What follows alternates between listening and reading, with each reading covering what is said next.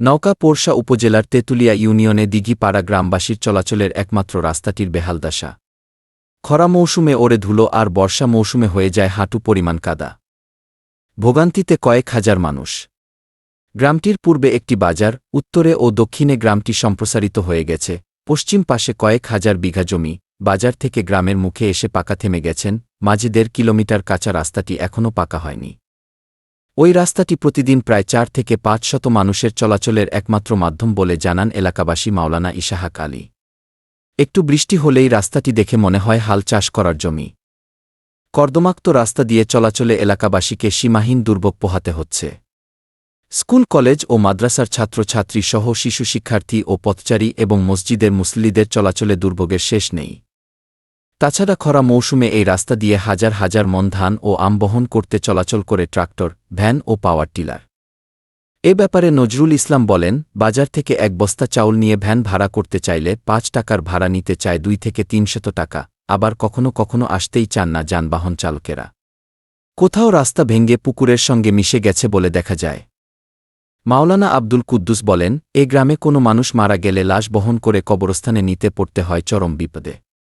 অপরদিকে কোনো প্রসূতি বা রোগী বহন করে হাসপাতালে নেওয়াও যেন কষ্টকর হয়ে পড়ে তাদের। বর্ষাকালে হাঁটুর উপর কাপড় তুলে জুতা হাতে নিয়ে চলতে হয় পথচারীদের। ধুলোর সৃষ্টি হয়ে একই পরিস্থিতির শিকার হতে হয় খরাকালেও। বর্ষাকালে পিছলে পড়ে গিয়ে কাপড় নষ্ট হয়ে স্কুলে যাওয়া হয় না অনেক শিক্ষার্থীর। তেঁতুলিয়া ইউনিয়ন চেয়ারম্যান ফজলুল হক শাহ বলেন, মাত্র ১.৫ কিলোমিটার রাস্তাটি পাকা না হওয়ায় দীর্ঘদিন দুর্ভোগে চলাচল করতে হচ্ছে এলাকাবাসীর। তারা এই রাস্তা দিয়েই মাঠ থেকে জমির ফসল ঘরে তোলেন। এছাড়া স্থানীয় বাজারে নিত্য প্রয়োজনীয় খাদ্য ও পণ্যসামগ্রী কেনাকাটা করতে যাতায়াত করতে হয় এলাকাবাসীকে। জনদুর্ভোগ ও বিড়ম্বনার অবসান ঘটাতে রাস্তাটি পাকা করা প্রয়োজন। তিনি রাস্তাটি পাকা করার জন্য সংশ্লিষ্ট কর্তৃপক্ষের হস্তক্ষেপ কামনা করেন। জানা যায়, জনপ্রতিনিধির কাছে দীর্ঘদিন ধরে রাস্তাটি পাকাকরণের দাবি জানিয়ে আসছে এলাকাবাসী। বারংবার প্রতিশ্রুতি দিলেও রাস্তাটি যেন কোথাও আটকে রয়েছেন। দীর্ঘ ১৫ বছর ধরে দুর্ভোগ পোহাচ্ছেন বলে জানালেন এক গ্রামবাসী। এ বিষয়ে পোরশা এলজিইডি নির্বাহী প্রকৌশলী সুলতান আলী বলেন, রাস্তাটি সম্পর্কে অবগত হয়েছি। রাস্তাটি এলাকাবাসীর চলাচলের জন্য পাকা হওয়া প্রয়োজন। আমরা নতুন রিভাইজ একটি প্রকল্পে অন্তর্ভুক্ত করেছি। স্কুল থেকে ৩০০ মিটার বরাদ্দ পেয়েছি। শীঘ্রই কাজ শুরু হবে এবং বাকিটা অনুমোদন হলে কাজটি বাস্তবায়ন করা সম্ভব হবে।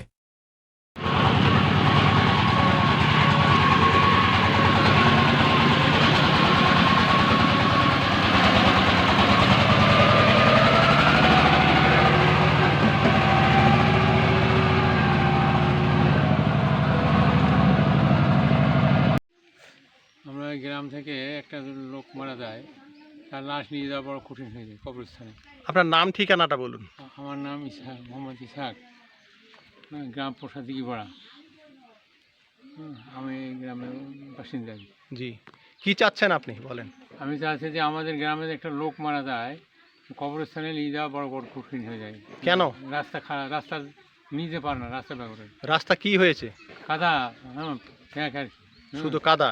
কাদা, প্যাক এবং মারা সব হাঁটে চলাও কঠিন এই অবস্থায়। তারপরে তারপরে কেউ যদি বাজার থেকে কোনো দিন বাজার করে, এক বস্তা চাল কিনে, তো সেটা নিয়ে আনাও বড় বিপদ হয়ে যায়। চালও আনতে পারে না। ভ্যান আসে না? না, ভ্যান আসতে পারে না। কেন আসে না? রাস্তা খারাপের জন্য আসতে পারে না। রাস্তা কাদা দোয়ালা আর কি, কাদা প্যাক। টাকার ভাড়া ১০০ টাকা দিলে আসতে ১০০ টাকা দিলেও আসতে চায় না এই অবস্থায়। এরপরে এরপরে যদি ছেলেমেয়েরা যাওয়ার অসুবিধা। ছেলেমেয়েরা মাদ্রাসায় বা স্কুলে, ছেলেমেয়েরা মাদ্রাসায় বা স্কুলে যেতে পারে না।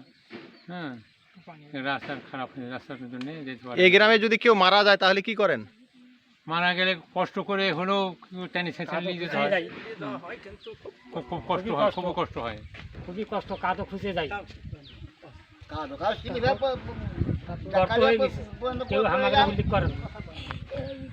তো হুজুর, আপনি এখানে কোনো প্রশাসনের নলেজে অথবা কোনো জনপ্রতিনিধির কাছে বলেন নাই? আমার এর আগে বলা হয়েছে এখানকার প্রতিনিধিদের কাছে, চেয়ারম্যান, উপজেলা চেয়ারম্যান, এদেরকে বলা হয়েছে। কোন পদক্ষেপ নেয় না তারা। ইউনিয়ন পরিষদ, ইউনিয়ন পরিষদের চেয়ারম্যান, তারপরে উপজেলা চেয়ারম্যান, এদেরকে বলা হয়েছে, কিন্তু কোনো পদক্ষেপ নেয়নি তারা। আপনারা কোনো জায়গাতে দরখাস্ত করেছিলেন? দরখাস্ত করিনি আমরা।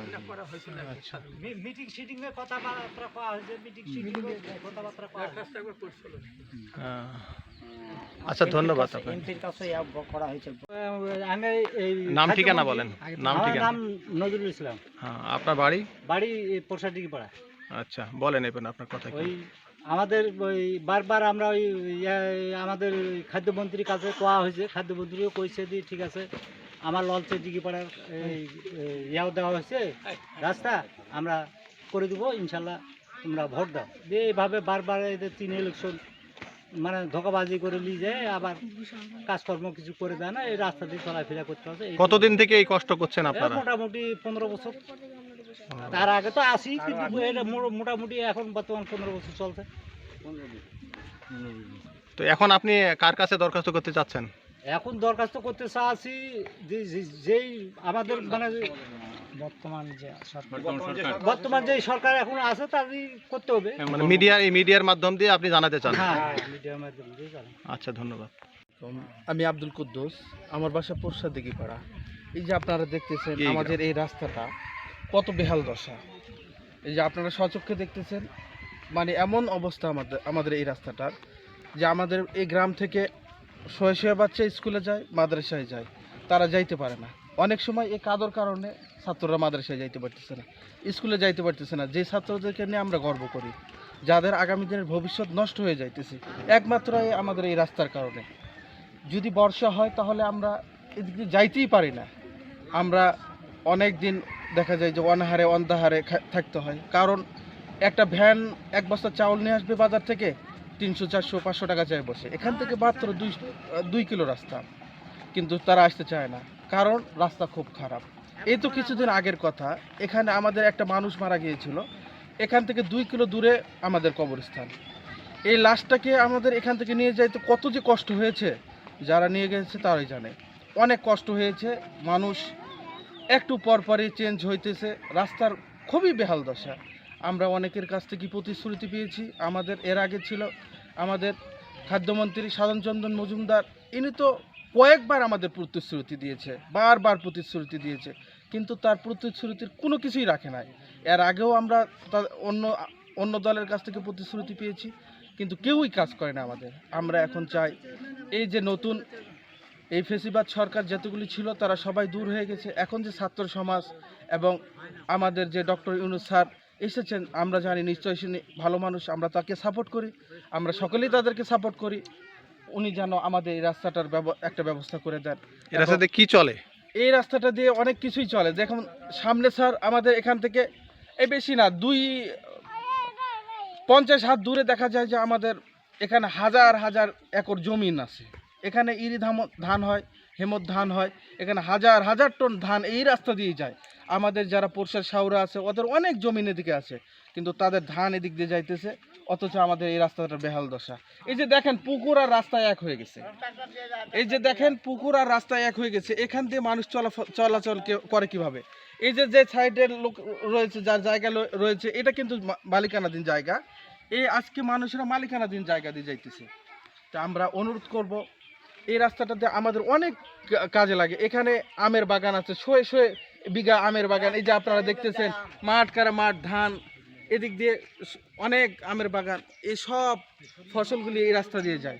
আমরা অনুরোধ করব যেন এই রাস্তাটা আমাদের অতি সত্বর আমাদের যেন রাস্তাটা করে দেয়, আর আমরা এই কষ্ট আর করতে চাই না, আমাদের বাচ্চারা যেন স্কুলে যাইতে পারে, মাদ্রাসায় যাইতে পারে, এই কামনাটাই করি এই সরকারের কাছ থেকে। আসসালামু আলাইকুম। ইসমাইল হোসেন, পোরশা, পূর্ণবোবা খবর।